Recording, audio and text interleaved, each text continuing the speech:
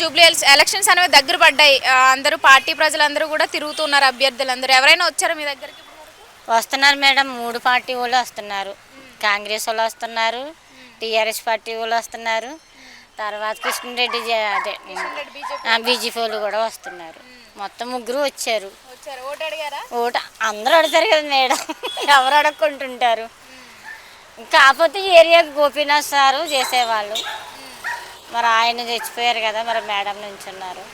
మాకైతే మాత్రం వాస్తవే చెప్పాలి, నిజాలే చెప్పాలి, కానీ అబద్ధాలు ఆడకూడదు. సునీత మేడంని చేర్చారు మాకు. తర్వాత మాకు ఎవరో పంచిపెట్టింది లేదు. బతుకమ్మ చీరలు మాకు ఎవరు ఇచ్చింది లేదు. మేడం నేను 30 సంవత్సరాలు అవుతుంది మేడం, అబద్ధం చెప్పకూడదు. నాకు ఈ వేళకు 30 సంవత్సరాల్లో నేను దరఖాస్తులు పెట్టడమే కానీ నాకు ఒక ఇల్లు రాలేదు. నా పిల్లలిద్దరూ, మా బాబు బీటెక్ చదివినాడు, మా పాపనేమో శారదా సారీస్లో చేసేది.